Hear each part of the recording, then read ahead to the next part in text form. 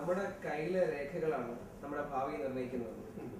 അത്തരത്തിൽ നോക്കുകയാണെങ്കിൽ നമ്മുടെ നാടിന്റെ കുറ്റം പറഞ്ഞുകൊണ്ടിരിക്കുന്ന ഒരു സമയത്ത് ഞങ്ങൾ പറയായിരുന്നു, ഈ എല്ലാവരും കുറ്റം പറഞ്ഞുകൊണ്ടേയിരിക്കുന്നു, നമുക്ക് എന്തെങ്കിലും ഒരു നല്ലത് ചെയ്യാൻ കഴിയുന്നു.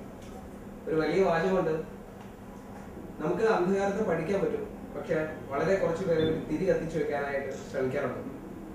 ഞങ്ങൾ എങ്ങനെയാണ് തിരി കത്തിച്ചു വെക്കാൻ കഴിയുക എന്ന് ആലോചിച്ചതിന്റെ പശ്ചാത്തലത്തിലാണ് ആളുകളുടെ പരാതി, അവർ ഏറ്റവും അധികം പ്രയാസം അനുഭവിക്കുന്ന റോഡുകൾ പ്രശ്നം മനസ്സിലാക്കുകയും ആളുകളുടെ റെസ്പോൺസ് എടുത്ത് നമ്മൾ ഓൺ എയർ പ്ലേ ചെയ്യുകയും അതിനോടനുബന്ധിച്ച് കുറെ ആളുകൾ പരാതി പറഞ്ഞിരുന്നു. കുറെ ആളുകൾ അത്തരത്തിലുള്ള ഒരു അപ്രോച്ചിനായിരുന്നു മേയറുടെ ഭാഗത്തുനിന്ന്. ഞങ്ങൾക്ക് ഏറെ ആശ്വാസവും സന്തോഷവും ഒക്കെ നൽകിയ ഒരു കാര്യമാണ്.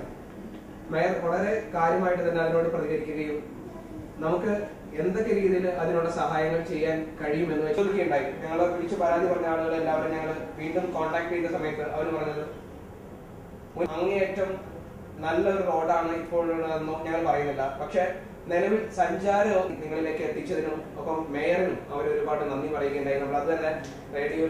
അപ്പോ നമ്മുടെ ആ ചടങ്ങിനായിട്ട് ഞങ്ങളുടെ പ്രോഗ്രാമിംഗ് കമ്മിറ്റിയുമായ നമിത മാമിനെയും അപ്പം സെയിൽസ് ടീമിന്റെ ഹെഡായ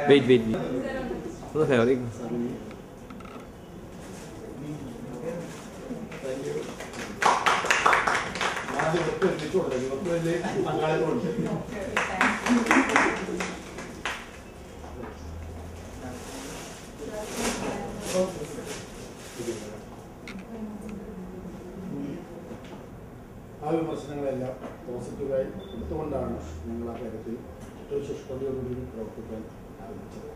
പക്ഷെ വിമർശനങ്ങൾ പലപ്പോഴും വ്യക്തിഹത്യയിലൊക്കെ വന്നപ്പോൾ പലപ്പോഴും ആത്മവിശ്വാസം തകരുന്നവർ തോന്നി.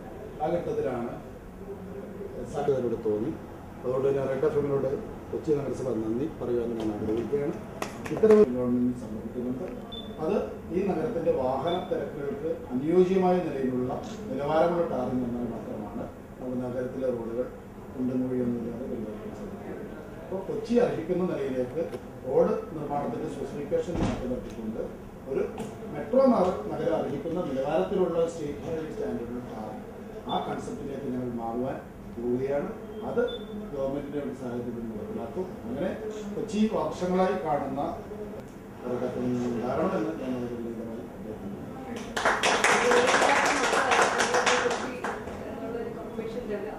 ഒരുപാട് ആസ്പെക്ട്സ് ഉണ്ട്. അതിലൊക്കെ ഞങ്ങളുടെ സപ്പോർട്ട് ഞങ്ങൾക്ക് ഉണ്ടാവും. അതേപോലെ